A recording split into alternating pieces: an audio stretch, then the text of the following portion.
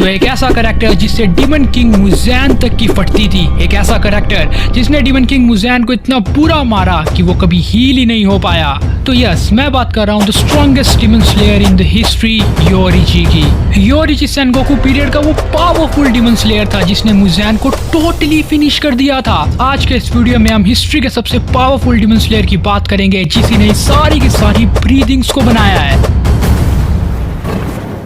तो योरीची और उसके ओल्डर ट्विन ब्रदर कोकुशिबू का जन्म सुकीगुनी क्लैन के अंदर हुआ था, वो भी सेनगोकू पीरियड के अंदर। अगर आपको सेनगोकू पीरियड के बारे में नहीं पता तो ये 400 साल पुरानी बात है। एक ऐसा पीरियड जहाँ पे ट्विन चिल्ड्रंस को कर्स माना जाता था। एंड सबसे इंपॉर्टेंट बात की योरीची पैदा हुआ था एक काफी ओल्ड बर्थ मार्क के साथ। इसी रीजन की वजह से उसके फादर उससे काफी हेट करते थे और उसे मारने की ओर बढ़ते थे, लेकिन उसकी माँ ने उसे बार बार बचाया। एंड लास्ट में उसके फादर ने डिसाइड किया कि जब योरीची 10 साल का होगा तो उसे हम एक मॉन्क बना देंगे, टेंपल में भेज देंगे और छोड़ो फिर इसे। हर किसी को लगने लगा कि योरीची का ये मार्क एक कर्स है, लेकिन योरीची को ये मार्क एक्स्ट्रा पावर प्रोवाइड करता है। उसकी फिजिकल एबिलिटीज काफी बढ़ गई एंड वो किसी के भी बॉडी के आर पार देख सकता है। क्या आगे बात करते हैं। और इतना सब कुछ होने के बाद ही अपने ओल्डर ब्रदर कोकुशिबू के मुकाबले योरीची की जिंदगी काफी ज्यादा मुश्किल थी। उसको घर से अलग रखा जाता था, एक छोटे से घर में जहाँ पे सोना तक भी मुश्किल था। और यही एक रीजन था कि वो कभी भी कुछ बोलता ही नहीं था, किसी से बात नहीं करता था। इसलिए उसकी मम्मी को लगा कि भाई ये डेफ है, इसे सुनाई नहीं देता, इसे बोलना नहीं आता। और इसी रीजन की वजह से उसकी मदर ने उसे हानाफूदा चार्म इयरिंग दी ताकि गॉड उसे ब्लेस कर पाए एंड वो बोलना एंड सुनना सीख जाए। और इसीलिए योरीची अपने फादर को छोड़ के ज्यादा अपनी मदर की साइड रहता था एंड अपनी माँ को पकड़ के रखता था। एंड दूसरी ओर कोकुशिबू अपनी फादर के पीछे रहता था। लेकिन एक दिन जब योरीची 7 साल का हुआ तो वो देखता है कि कोकुशिबू यानी उसका भाई ट्रेनिंग कर रहा है। एंड इस टाइम योरीची के मुंह से पहले वर्ड निकले कि I wanted to become a samurai. लेकिन हम लोगों को ये बात पता है कि जब योरीची 10 साल का होगा तो उसे टेंपल में भेज दिया जाएगा मॉन्क बनने के लिए। तो इसीलिए योरीची ऐसा कुछ नहीं कर पाता। लेकिन उनके फादर के एक मैन जो कि उस टाइम कोकुशिबू को ट्रेनिंग दे रहा था, उसने बोला चलो ट्राई करते हैं, तुझे भी आजा चल। एंड अब आता है ट्विस्ट। वो बंदा जो कोकुशिबू को ट्रेनिंग देता था, जिसे कोकुशिबू हरा नहीं पाया, उसे योरीची ने सिर्फ 4 अटैक्स में पील दिया। मतलब योरीची खुद इतना पावरफुल कैरेक्टर था जिसके पास ऑलरेडी बर्थ मार्क था जो कि उसकी पावर्स को इनहेस्ट कर देता है। एंड इसी रीजन की वजह से उसने उस बंदे को बहुत जल्दी हरा दिया। और बाद में ध्यान से पता करने के बाद इन्हें पता चला कि शायद योरीची ने यहाँ पे ब्रीदिंग स्टाइल यूज किया है। अब डीमन स्लेयर कॉर्प्स उस टाइम भी होते थे, लेकिन इतना नहीं कि उनके पास कोई हाशिरास हो, इतना नहीं कि उनके पास कोई ब्रीथिंग टेक्निक्स हो। वो जस्ट एक नॉर्मल डीमन स्लेयर कॉर्प्स होते थे, लेकिन यहाँ पे योरीची ने एक ब्रीदिंग स्टाइल क्रिएट कर दिया था। लेकिन अब कुछ टाइम बाद इनकी मदर बीमार होती है एंड वो इलनेस के कारण मारी जाती है। तो अब इसके बाद योरीची को टेंपल में जाना था मॉन्क बनने के लिए एंड इसीलिए उसका भाई यानी कोकुशिबू उसे गिफ्ट देता है, एक हैंडमेड फ्लूट जो कि उसने खुद बनाई थी। एंड योरीची कहता है कि मैं ये फ्लूट हमेशा अपने पास रखूंगा। अब योरीची टेंपल की ओर निकलने वाला होता है कि यहाँ पे काफी कुछ रिवील होता है। योरीची की मदर यानी कोकुशिबू की भी मदर की जब डेथ हुई थी तो योरीची को ऑलरेडी ये बात पता थी कि उसकी मदर बीमार है। कोकुशिबू को अपनी मदर की डायरी के थ्रू ये बात पता चलती है कि योरीची बार बार उसकी माँ को इसीलिए पकड़ता था ताकि वो उसे सपोर्ट दे सके चलने में, इसीलिए नहीं कि वो डरा हुआ है एंड बच्चा है। और इसी टाइप पे कोकुशिबू एंड योरीची के फादर को ये बात पता चलती है कि जो मैंने बंदा हायर किया था कोकुशिबू की ट्रेनिंग के लिए, उस बंदे को योरीची ने 4 स्लैशेस में ही हरा दिया है। एंड इसीलिए इसके डैड डिसाइड करते हैं कि अब योरीची एक समुराई बनेगा एंड योरीची के बदले कोकुशिबू एक मॉन्क बनेगा टेंपल में जाके। अब कोकुशिबू को ये बात सुन के काफी गुस्सा आता है एंड यहीं से अपने ब्रदर के प्रति वो हेट चालू कर देता है। लेकिन जब योरीची को इस बारे में पता चलता है तो वो अपने घर से इतनी तेज भागता है, इतनी दूर भागता है कि कभी भी वापस नहीं आता है। एक दिन तक कंटिन्यूसली भागता ही रहता है। मतलब इतनी बेकार जिंदगी के बाद भी जब कुछ मिल रहा था तब भी उसने अपने भाई के लिए खुद को सेक्रीफाइस कर दिया। लेकिन इसके बावजूद भी कोकुशिबू उसे कंटिन्यूसली हेट करता है कि वो उससे ज्यादा पावरफुल क्यों है। खैर योरीची भागते भागते माउंटेन्स पे पहुंचता है जहाँ पे वो एक गर्ल से मिलता है जिसका नाम था उता। 10 सालों बाद उनकी मैरिज होती है एंड उसकी वाइफ प्रेग्नेंट हो जाती है। एंड इस टाइम योरीची को समझ आती है कि उन्हें मिडवाइफ की जरूरत पड़ेगी।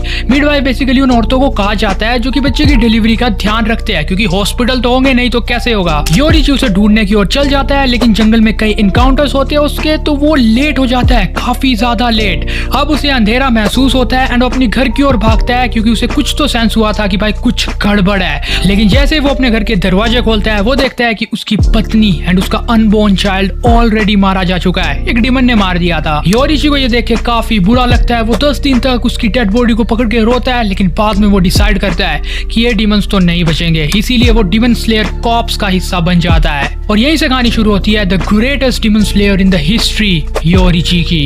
अपने उस यूनिक बर्थ मार्क की वजह से एंड डिमन स्लेयर की ट्रेनिंग कंटिन्यूसली करने की वजह से योरिची काफी ज्यादा स्ट्रॉन्ग हो जाता है। वो किसी भी डिमन को बहुत आराम से हरा देता है। और बाद में वो अपने भाई कोकुशिबो से भी मिलता है एंड उसकी टीम से मिलता है एंड उसकी टीम के कई मेंबर मारे गए थे एक डिमन के हाथों। तो अब क्या करता है योरिची की उस डिमन को एंड वहां पे जितने भी डिमंस थे सबको हरा देता है। एंड इसी पॉइंट में वो उन सब डिमन को हराने के लिए एक ब्रीदिंग यूज करता है जिसे इन्होंने नाम दिया द सन ब्रीदिंग। इस ब्रीदिंग को देख के सारे डिमन स्लेयर काफी ज्यादा शॉक में चल जाते हैं कि भाई ये क्या बवाल देख गया। और यही एक रीजन था कि कोई भी डिमन स्लेयर उसके आसपास भी नहीं था उसकी सन ब्रीदिंग की वजह से। अब हर कोई योरिची से ये ब्रीदिंग सीखना चाहता था, इसलिए योरिची ने भी सबको ये ब्रीदिंग एंड और भी कई ब्रीदिंग टेक्निक्स बनाई सिखाने के लिए। योरिची ने बाद में अपनी ब्रीदिंग से डिफरेंट ब्रीदिंग टेक्निक के वेरिएशंस बनाए ताकि बाद में डिमन स्लेयर्स उन्हें यूज कर सके, जैसे water, wind, flame, stone, thunder and और भी बहुत कुछ। चार्ट देख लो ये। और जो भी इन ब्रीदिंग्स में मास्टरी हासिल कर लेगा एंड सबसे पावरफुल बन जाएगा उसे एक टाइटल मिलेगा हाशिरा का। ये सब कुछ योरिची ने डिसाइड किया है। योरिची अब जब सबको ये सन ब्रीदिंग सिखा रहा था, किसी ने तो सीख ली, लेकिन उसका खुद का भाई कोकुशिबो इस ब्रीदिंग को सीखने में अनसक्सेसफुल हुआ एंड उसे फिर से काफी गुस्सा आया, इसलिए उसने खुद की एक ब्रीदिंग बना दी, मून ब्रीदिंग। अब तुम्हें पता है कि आप मून से कनेक्ट है, मैं तुम्हें आगे बताऊंगा कैसे। खैर इन्हीं इंसिडेंट के बीच में योरिची क्या देखता है कि एक डिमन 2 लोगों को परेशान कर रहा है या मारने वाला है, और वो 2 लोग थे सुमोयोशी कामोदो एंड उसकी वाइफ सुयाका। योरिची उन दोनों को बचाता है एंड कामोदो एंड योरिची की काफी अच्छी दोस्ती हो जाती है एंड मिलना जुलना सब कुछ चालू हो जाता है। बेसिकली सुमोयोशी कामोदो तानजीरो के एंसिस्टर थे। हाँ मतलब 400 साल पहले की बात है, तो एंसिस्टर थे, कोई बाप दादा वगैरह नहीं थे। तो अब योरिची की जिंदगी मस्त चल रही होती है। वो डिफरेंट डिमन स्लेयर को डिफरेंट ब्रीदिंग टेक्निक सिखा रहा होता है, लेकिन यहीं पे उसका सामना होता है द डिमन किंग मुज़ैन से। अब देखो इन दोनों की फाइट लिटरली माइंड ब्लोइंग हुई थी। लेकिन इस फाइट को जानने से पहले मैं आपको सन ब्रीदिंग के बारे में बताना चाहूंगा कि इसकी फॉर्म्स कितनी है, क्योंकि इसने सारी फॉर्म्स का वेरिएशन मुज़ैन के ऊपर यूज किया था। तो बेसिकली सन ब्रीदिंग की टोटल 13 फॉर्म्स है, जिसकी 12 टेक्निक्स को यूज किया जाता है। सबसे पहले आता है डांस, जिसमें एक user single downward vertical slash मार सकता है। Number 2 dancing flash. इस टेक्निक को हमें तानजीरो को भी यूज करते हुए देखा है। इस टेक्निक में आप थंडर ब्रीदिंग का वेरिएशन यूज करते हो, मतलब अपने बॉडी के ऑक्सीजन को पंप करना, अपने ब्लड को इंक्रीज करना एंड थंडर ब्रीदिंग का यूज करते हुए इतनी पावरफुल स्लैश मारना डांस करते हुए कि फट जाए बंदे की। नंबर 3 क्लियर ब्लू स्काई, जिसमें आप अपनी बॉडी को 360 डिग्री घुमा सकते हो एंड अपर स्पिन ट्विस्ट करते हुए अपने ओपोनेंट को मार सकते हो, मतलब 360 डिग्री में कहीं भी आपको अटैक लग ही जाएगा। डिविलियर्स। खैर नंबर 4 रेजिंग सन, जिसमें यूजर 2 हॉरिजॉन्टल आर्सिस स्लैशेस का यूज कर सकता है। Number 5 burning bones and summer sun, इसमें यूजर स्प्रिलिंग मोशन के अंदर एक सिंगुलर स्लैश परफॉर्म करता है ताकि अपने अपोनेंट से वो बच सके। फिर नंबर 6 सेटिंग सन ट्रांसफॉर्मेशन, जिसमें यूजर ब्लैक फ्लिप मारता है, एयर के अंदर ही सिंगुलर हॉरिजॉन्टल स्लैश प्रोड्यूस करता है अपने अपोनेंट के ऊपर। नंबर 7 सोलर हीट हेज, जिसमें यूजर हीट हेज का यूज करता है ताकि वो अपनी स्वॉर्ड की फुल लेंथ का यूज कर पाए एंड ब्लेड्स को एकदम पर्टिकुलर पोजीशन जहां पे टारगेट बनाया हो वहां पे अटैक कर पाए। फिर नेक्स्ट बेनिफिशेंट रेडियंस, जिसमें यूजर स्पिरिट स्लैश यूज कर सकता है एयर के अंदर ही अपने अपोनेंट के ऊपर स्ट्राइक मारने के लिए। फिर इसके बाद सनफ्लावर थ्रस्ट, जिसमें वो एक ही थ्रस्ट मारता है अपनी स्वॉर्ड से, लेकिन वो यहाँ पे स्वॉर्ड की टिप का यूज करता है ताकि टिप से सीधा ही इतनी पावरफुल स्लैश बजे कि भाई खत्म हो जाए बंदा। फिर इसके बाद सन हेलो ड्रैगन हेड डांस, जो कि one of the most coolest technique है, क्योंकि इसके अंदर ये बहुत ही पावरफुल या बहुत ही ज्यादा स्लैशेस मारता है एंड ये स्लैशेस इसने मुज़ैन को मारे थे। एंड एक ड्रैगन फॉर्म होता है फायर में, जो कि सीधा अपने टारगेट पे लगता है। फिर इसके बाद फायर व्हील, जिसके नाम से पता चल रहा है कि एक पर्टिकुलर स्लैश पड़ेगा अपनी बॉडी को पूरा घुमाते हुए। फिर फेक रेनबो, जो कि सचमुच कमाल का है, क्योंकि इस पर्टिकुलर टेक्निक के अंदर तुम अपनी बॉडी की स्पीड को इतना ज्यादा बढ़ा सकते हो कि तुम्हारे फेक क्लोन्स या फेक शैडोज बनना चालू हो जाएंगी। अपोनेंट कंफ्यूज हो जाएगा कि रियल वन कौन सा है। नहीं, नारुतो की बात नहीं कर रहा हूं मैं। फिर इसके बाद फ्लेम डांस, जिसके अंदर तुम 2 स्ट्राइक कॉम्बो अटैक कर सकते हो डाउनवर्ड वर्टिकल स्लैश के थ्रू, ताकि हॉरिजॉन्टल स्लैश सीधा निशाने पे लगे। और इसी के साथ 12 टेक्निक्स तो खत्म होती है, लेकिन सन ब्रीथिंग की 13th फॉर्म है, जिस फॉर्म के अंदर ये 12 की बारी फॉर्म्स मैंने बताई, इन सबको तुम एक साथ यूज कर सकते हो। मतलब हाँ, एक ही साथ यूज करेंगे। एंड यही एक कारण था कि योरिची मुज़ैन को हरा पाया, क्योंकि मुज़ैन के साथ बैटल के अंदर इसने इन 12 फॉर्म्स को कंबाइन यूज किया है 13 फॉर्म बना के सन ब्रीथिंग का। फाइनली बात करते हैं योरिची वर्सेस मुज़ैन के इस बैटल के ऊपर। मुज़ैन सबसे पहले अपने आर्म को अनलिस्ट करता है एंड योरिची के ऊपर डायरेक्ट मारता है, लेकिन योरिची उससे डॉच कर जाता है। लेकिन इसी टाइम योरिची को यह बात पता चल जाती है कि अगर मुज़ैन का एक भी हिट उसे लगा तो वो मारा जाएगा, इंस्टेंट डेथ, क्योंकि इसके पीछे जो बैम्बू था वो ऑलरेडी ब्रेक हो गया था मुज़ैन की ट्रू पावर से। योरिची पहले थोड़ा घबराया हुआ था, लेकिन फिर अपने ट्रांसपेरेंट वर्ल्ड मूव का यूज करके उसने मुज़ैन की बॉडी के अंदर झांक लिया कि आखिरकार माल है क्या इसके अंदर। एंड यहीं पे उसे पता चला कि मुज़ैन की बॉडी के अंदर 7 हार्ट्स एंड 5 ब्रेन है, जिन्हें वो अपनी बॉडी के थ्रू कभी भी शिफ्ट कर सकता है, इनकी लोकेशन को स्वैप कर सकता है ताकि बचे रहे वो। एंड इसी पर्टिकुलर टाइम पे योरिची को ये बात समझ आ गई थी कि वो मुज़ैन को ऐसे कभी भी बीट नहीं कर सकता, इसीलिए उसने सन ब्रीथिंग की 13 फॉर्म यूज की एंड इन 12 फॉर्म को कंबाइन करके मुज़ैन के ऊपर टूट पड़ा। इसी रीजन की वजह से उसने मुज़ैन के वाइटल ऑर्गन्स को फाड़ दिया, मुज़ैन को पता नहीं कहां कहां कट मारे एंड उसकी गर्दन को अलग कर दिया। और मुज़ैन को क्या महसूस हुआ कि वो अपनी बॉडी को हील नहीं कर पा रहा है, वो जस्ट अपनी गर्दन को ऐसे पकड़ के बैठा था कि भाई नीचे ना गिर जाए वरना गया मैं तो। और इसी टाइम पे योरिची को समझ आया कि उसकी ब्राइट रेड निचिरिन स्वॉर्ड बिल्कुल परफेक्टली डिमन किंग मुज़ैन के ऊपर वर्क कर रही है, फाड़ दिया मुज़ैन को पूरा ही। अब योरिची मुज़ैन को पूछता है कि लाइफ की वैल्यू तेरे अकॉर्डिंग है क्या मुज़ैन, लेकिन मुज़ैन कुछ नहीं बोलता, वो गुस्से में जैसे घूर रहा होता है कि भाई ऐसा कैसे हो सकता है मेरे साथ। लेकिन यहाँ पे तमाओ भी होती है, इसीलिए योरिची का पूरा ध्यान तमाओ की ओर चल जाता है, लेकिन वो देख के शॉक हो जाता है कि तमाओ ना ही दुखी है ना ही उसे कोई परवाह है मुज़ैन की। उसकी आंखों से साफ पता चल रहा था कि वो काफी खुश है एंड काफी ज्यादा एक्साइटेड है कि मुज़ैन मरने वाला है। योरिची का ध्यान भटका ही था कि मुज़ैन ने गेम खेल दी एंड अपनी बॉडी को 1800 पीसेस में डिवाइड कर दिया, 1800 छोटे टुकड़े में डिवाइड कर दिया ताकि बाद जाके जुड़ जाए एंड मुज़ैन वापस से हील हो जाए।